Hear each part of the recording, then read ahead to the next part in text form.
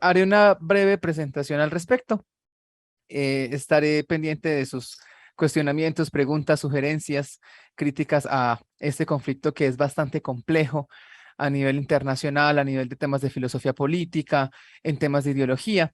Entonces, voy a aprovechar el espacio para explicarles a todos y a todas de dónde nace el conflicto entre Rusia y Ucrania. Esa situación geopolítica no reluce simplemente por el espíritu de hubris que tiene el señor Vladimir Putin y la cuestión del nacionalismo neoconservador de Rusia en este momento, sino que tiene realmente unas cuestiones históricas muy profundas.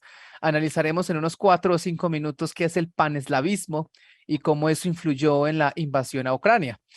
A partir de esa disertación, analizaremos dónde se evidencia la violación del derecho internacional con esta intervención militar al territorio ucraniano. Analizaremos también cuál es la relación entre Ucrania, Rusia, el Estatuto de Roma y la jurisdicción de la Corte Penal Internacional. Y por último, uno de los cuestionamientos más profundos y es, ¿existe una justicia internacional para Vladimir Putin en relación con el crimen de agresión? Entonces, daré paso a la siguiente disertación con el punto número 1. Rusia, el paneslavismo y la invasión a Ucrania. Entonces, voy a explicarles un poco un tema histórico para que ustedes puedan contextualizarse.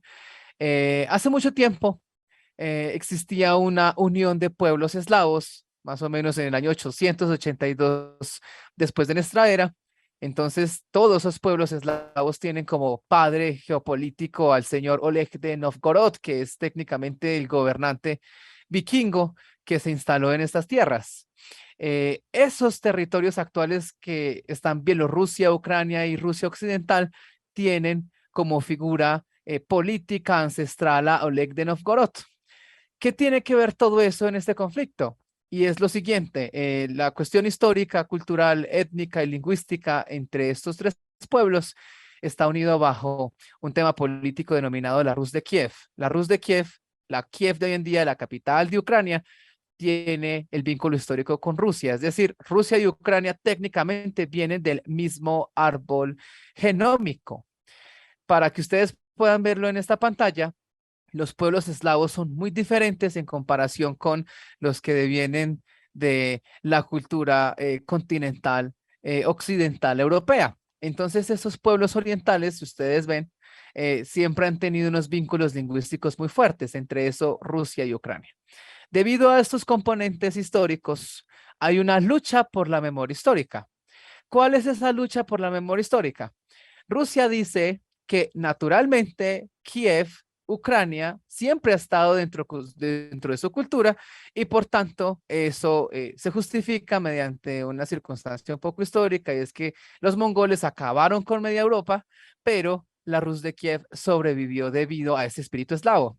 La otra situación, por el otro lado de Ucrania, ellos dicen que realmente Ucrania ha sido un territorio autónomo porque ellos han estado ahí desde sus ancestros ucranianos, digámoslo así, y ellos han tenido una circunstancia locativa que nada tiene que ver con Rusia y eso, como le decía el profesor de la Universidad de Manizales, el uti possidetis de facto, que también es una de las características de evidenciar el dominio territorial de un Estado, es lo que siempre ha alegado Ucrania, y a partir de estas visiones tan encontradas, Bielorrusia, que es un Estado que también es de origen eslavo, apoya esa visión de Rusia en ese conflicto.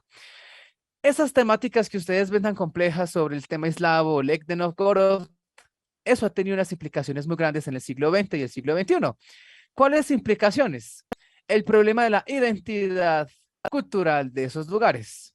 Entonces, como ustedes conocen, Rusia no siempre ha sido Rusia, Rusia siempre ha tenido unas modificaciones en cuestiones imperiales, además de eso tuvo una revolución bastante compleja y el imperio soviético tomó también dentro de esa figura territorial y geopolítica a Ucrania, entonces siempre la ha considerado parte de su territorio.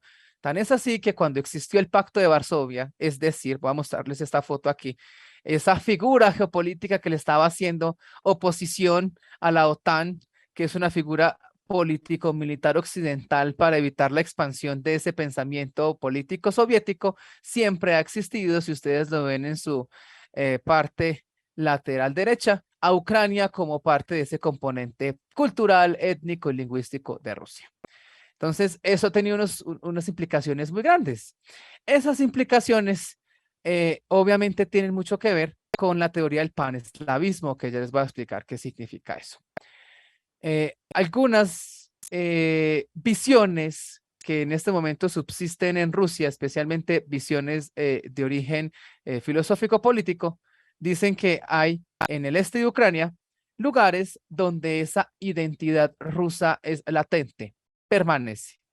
Es decir, esa identidad que siempre ha ligado a Rusia y Ucrania es mucho más fuerte en ciertas provincias como las que ustedes ven en esa pantalla, que es Donetsk o Donetsk y Lugansk, que son los lugares que siempre han buscado insurrectarse contra el Estado central ucraniano y a partir de esa situación hacer parte de la Federación Rusa. Tan es así que esa crisis de identidad que han tenido los ucranianos con Rusia prácticamente propició esa anexión que hizo Rusia sobre una península que se llama Crimea, un asunto muy importante en derecho internacional.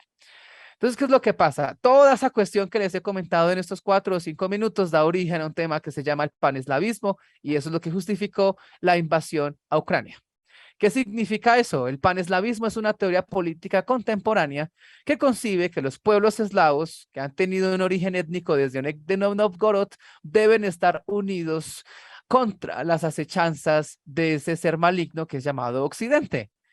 Y eso, ¿quién lo justifica? Esa invasión, ¿quién técnicamente la justificó ideológicamente? La justificó un líder ideológico llamado Alexander Dugin, que lo llama la cuarta teoría política, que es, como decía un alumno de Derecho Internacional Humanitario, un sujeto antirreaccionario contra las doctrinas políticas de Occidente, y que considera que si esos pueblos no se unen de manera cultural e internacionalista, hay que hacerlo de manera forzada o militar. El señor Alexander Dugin ha tomado una gran plataforma internacional debido al asesinato de su hija en una bomba, bastante trágica esa situación. Por otra parte, quien justifica también ese tema, el paneslavismo y la invasión a Ucrania, es el patriarca Kirill. Ustedes han de saber que Rusia ha tenido unos vínculos muy grandes con el cristianismo ortodoxo, también motivó eso. Él niega que realmente exista una invasión, sino que existe una geopolítica religiosa que busca sacar a la escena religiosa de Ucrania y darle el poder central a la iglesia ortodoxa que siempre ha existido desde Rusia. Entonces, el factor religioso y el factor político motivaron a que el señor Vladimir Putin, al ver que la OTAN estaba expandiendo su zona de influencia geopolítica en Europa, había que unir a esas regiones eslavas de manera pacífica o a la fuerza. Entonces, para esa situación, lo que hizo Putin fue lo siguiente.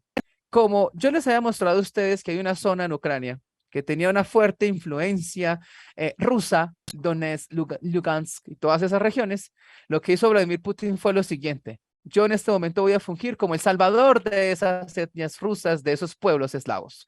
Y él hizo lo siguiente. Allá, cuando se hizo el Euromaidán, una revolución que se hizo en Ucrania en el 2014, debido a que los ucranianos no querían sentirse más influenciados por Rusia, sino acercarse a Europa, esa situación generó un choque entre fuerzas ucranianas y esas etnias de origen ruso. Lo que dijo Putin es, esa represión que siempre ha existido contra esa identidad rusa en Ucrania, yo debo recuperarla. Y él lo justificó a partir de un concepto muy complejo en derecho internacional denominado genocidio. A partir de ahí, ¿qué dijo Putin en palabras muy castizas? Vamos a intervenir militarmente a Ucrania porque los grupos étnicos que tienen características rusas los están exterminando. ¿Cuál es el problema? Que en temas de derecho internacional, la Convención para la Prevención y Sanción contra el Crimen de Genocidio, que es un crimen internacional, considera que dentro de esas categorías jurídicas, jurídico-penales, en este caso en el Estatuto de Roma, dicen que lo que busca el genocidio es el propósito de exterminio. En temas de derecho penal hay prácticamente un doble elemento del tipo penal, es decir, no solamente es el dolo, el conocimiento y la voluntad de exterminar, sino que para eso hay que evidenciar el propósito de exterminar. Entonces uno no solamente comete genocidio con la matanza, sino también con unas características indirectas que eso se le denomina en derecho genocidio impropio. A partir de esa situación, el análisis que hizo filosófico-políticamente Putin con las características de la Convención de Genocidio fue argumentar que se logra evidenciar en Ucrania ese propósito de exterminio porque Ucrania no va a dejar que esas etnias tengan una cercanía más con Rusia. Debido a esa colisión tan fuerte, lo que hizo Ucrania fue solicitarle a la Corte Internacional de Justicia, que es el máximo tribunal, el órgano judicial de Naciones Unidas, que eso es una crítica un poco más fuerte a la institucionalidad del derecho internacional, que analizara los alcances de lo que significaba genocidio y si se genera genocidio, eso justifica una invasión. Y hasta el día de hoy, si ustedes analizan eso, desde el 18 de agosto del 2022, todavía están en las alegaciones dentro de la Corte Internacional de Justicia sobre ese tema. Es decir, la justificación de la invasión a Ucrania es un genocidio que se está perpetrando contra etnias rusas que se justifica también en una teoría llamada paneslavismo. Entonces, ahí les resumí en más o menos unos 20 segundos todo ese contexto histórico. Aquí, en el punto número 2, vamos a analizar por qué hay una violación al derecho internacional. Entonces, ahí dice crímenes contra la paz y la violación de las normas de Jus Cogens. Todos los que conocen las cátedras de Derecho Internacional se habla específicamente sobre este tema. Las normas de Jus Cogens son prácticamente el adalid, el elemento jurídico esencial, el núcleo esencial que tiene el derecho internacional. Las normas de Jus Cogens tienen como antecedente unas disertaciones también de la filosofía política, denominado también normas de orden público internacional. Así como Colombia, los estados a nivel doméstico tienen unas normas de orden público que la autonomía de la voluntad de las partes no pueden modificar, el derecho internacional también tiene unas normas que la justifican, que los estados no las pueden modificar. Son unas normas, son unas categorías axiológicas imperativas que incluso eso viene desde la filosofía de Immanuel Kant en ciertos casos. Y este tipo de normas han ido evolucionando. Digámoslo así, una primera advertencia es que no existe un código de normas de Jus Cogens. Todo eso está disperso por el derecho internacional. Lo que hacen los doctrinantes, lo que hace la jurisprudencia, lo que hace la Corte Internacional de Justicia, hasta la JEP, es tratar de identificar cuáles son las normas de Jus Cogens que los estados no pueden modificar, no pueden suspender, no pueden derogar unilateralmente, porque de eso depende la homeostasis o el equilibrio internacional prácticamente. ¿Cuál es el objetivo de esas normas de Jus Cogens y las normas de orden público internacional? Algo tan simple, a pesar de que la diapositiva dice garantizar la paz y la seguridad internacionales, técnicamente esas normas de Jus Cogens lo que hacen es garantizar la subsistencia y la supervivencia de la especie humana para evitar más conflictos armados, que es lo que se busca dentro de las normas de Jus Cogens, y hay otras características más profundas y es la ontología misma del ser humano. Cuando se configura una violación a esas normas de Jus Cogens, se atenta contra el derecho internacional general, se atenta contra ese cuerpo normativo y eso es lo que se llama también crímenes contra la paz, que técnicamente es lo que vamos a analizar aquí. ¿Cuáles son las normas de Jus Cogens? Muchos de mis estudiantes conocen esas diapositivas. Generalmente las normas de Jus Cogens se manifiestan en proposiciones lógico-jurídicas en negativo. Prohibición del crimen de agresión, prohibición de la esclavitud, prohibición de la tortura, prohibición del genocidio, prohibición del crimen de apartheid, prohibición de los crímenes de lesa humanidad, prohibición de los crímenes de guerra. Pero lo más importante es el concepto de autodeterminación de los pueblos. Los estados, como obviamente tienen una lógica, y es que el derecho internacional y la soberanía están en constante disputa por esta teoría monismo, dualismo, correspondencia al derecho internacional y derecho interno. Lo que busca el derecho internacional es que a través de esas normas de Cogens, exista una especie de estabilidad global para que los estados no se excusen en teorías y visiones de soberanía para destruir el mundo. Técnicamente eso es lo que está intentando realizar el gobierno en este momento de Rusia. En ese orden de ideas, ¿qué pasa entonces con las normas de Jus Cogens y la cuestión de Ucrania? Como Vladimir Putin justificó un genocidio, él dice que ese genocidio se legitima porque están exterminando a unos grupos étnicos de origen ruso-eslavo. Entonces, técnicamente podríamos decir de facto que hay un crimen de agresión, pero en las categorías ahorita jurídico-dogmáticas del Estatuto de Roma y esta resolución que les voy a mostrar, el problema es su juzgamiento. El crimen de agresión como tal está en una resolución en una norma jurídico internacional de la Asamblea General de las Naciones Unidas, que es la 1314 de 1974. Desde esa época se estaba hablando de ese tema debido a las dificultades que se dieron en la Segunda Guerra Mundial, especialmente con el Lebensraum o el espacio vital de Hitler, que prácticamente se apoderó de media Europa. Entonces, el crimen de agresión se considera como la invasión a otro estado o un ataque a otro estado que no implica legítima defensa o bombardeos o bloqueo de puertos o desplazamiento de mercenarios, que por cierto les decía a mis estudiantes de Derecho Internacional Humanitario hace unos minutos que los mercenarios no están protegidos por el DIH, o cuando se utiliza un tercer estado para atacar. El asunto con Ucrania y Rusia es el siguiente. La sanción contra el crimen de agresión, que es un crimen contra la paz porque desestabiliza ese equilibrio internacional, la paz y la seguridad internacionales, su sanción está en el Estatuto de Roma. Y el Estatuto de Roma es una norma internacional que juzga crímenes internacionales en el artículo 5. ¿Cuál es el problema del Estatuto de Roma? Que esa norma no es como el Código de Derecho Penal Internacional. Es decir, eso no tiene técnica, eso tiene unas dificultades dogmáticas muy graves. Y uno de sus problemas gravísimos es que ese Estatuto de Roma tiene un artículo que dice que el crimen de agresión en el artículo 5 será sancionado por el estatuto y tendrá jurisdicción en la Corte Penal Internacional, pero eso nunca se hizo en un tiempo. Es decir, dice que es el crimen de agresión, pero no enuncia ni los elementos descriptivos ni normativos. Le tocó a los estados que suscribieron el Estatuto de Roma tener una conferencia por aparte en un lugar que se llama Kampala, en Gambia, y llenar ese vacío. Y los efectos para que sea sancionado es a partir del 2008. Es decir, eso es un tipo penal en blanco. Esa norma la llenó con otra norma. Y eso en derecho penal es antitécnico. Eso viola incluso muchas categorías de la teoría del delito.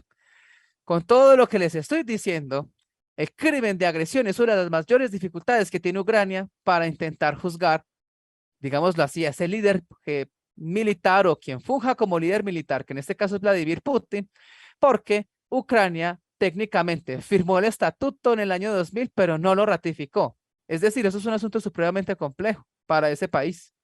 No lo ratificó porque tiene unas dificultades constitucionales en temas de derecho interno. Entonces, lo que hizo fue solicitarle a la Corte Penal Internacional de facto que investigara sobre ciertos asuntos, especialmente del 2014, perdón, cuando anexaron a Crimea y cuando se suscitó esa agresión.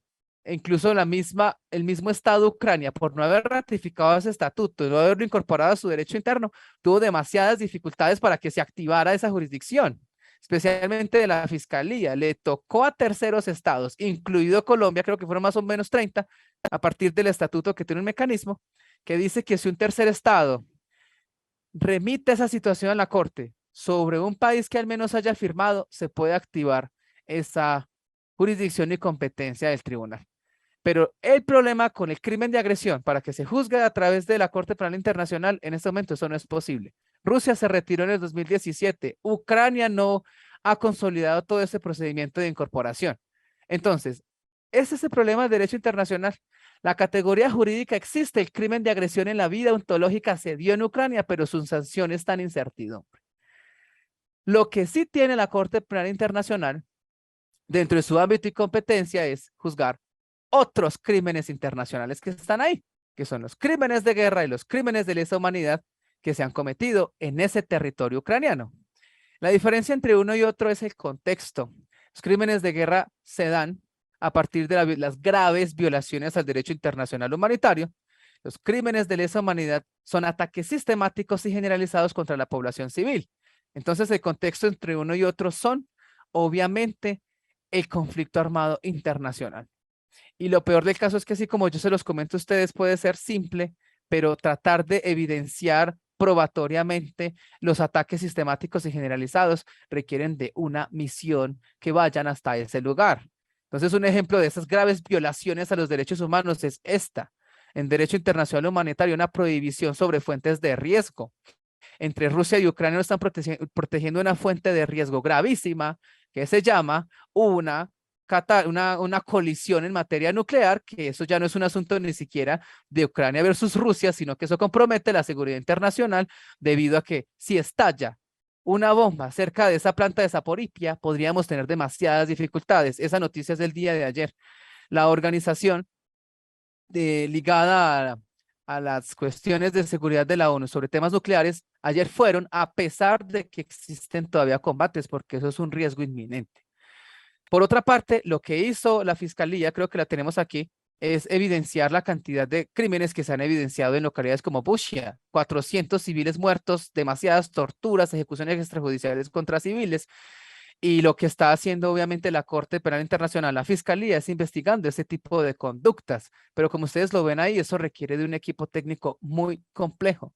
Hay personas que están quemadas, tienen muchos parámetros de macrocriminalidad con lo de Ayotzinapa, eso les decía yo a los estudiantes esta semana, porque incluso en ciertos cadáveres les va a tocar utilizar ADN mitocondrial porque no son capaces de identificarlos con cartas dentales. Es muy complejo ese tema. Ya para terminar, eh, la gran dificultad ahorita en temas de derecho internacional es quién juzgará a Putin. Si Putin fue el que provocó esa guerra debido al pan-eslavismo filosófico de Dugin. Muchos países están interesados en generar ese tribunal internacional para juzgarlo por el crimen de agresión. Otros como Francia y Alemania, si ustedes lo ven en esa noticia, no están muy interesados porque aquí hay un tema de impunidad, pero también hay un tema geopolítico, también hay un tema de relaciones internacionales de fondo, también hay un tema de realismo defensivo de fondo. Si se activa una especie de tribunal internacional para juzgar a Putin debido a los problemas geopolíticos del gas, obviamente las relaciones se van a poner muchísimo más complicadas. Es decir, en todas las violaciones que ustedes vieron al derecho internacional, prácticamente se evidencia la impunidad técnica en el crimen de agresión, es decir, en la invasión o la intervención militar de Rusia frente a Ucrania. Esas categorías esperemos que en el futuro puedan modificarse. Puede que Vladimir Putin tenga inmunidad dentro de su territorio, pero la cuestión es que en el Estatuto de Roma, que no se puede aplicar, y en temas de jurisdicción universal, el tema del mandato oficial o la inmunidad oficial no aplica. Otra de las características es que si Vladimir Putin viaja a un país que esté interesado en juzgarlo, puede aplicar jurisdicción universal, es decir, cualquier estado, porque son normas de ius cogens que pertenecen al concepto de comunidad internacional, lo puedan juzgar en algún momento. Esperemos que así sea. Espero que me haya hecho entender. Es un asunto un poco complejo, requiere de más análisis. Agradezco a este hermoso espacio por su concesión. Muchísimas gracias.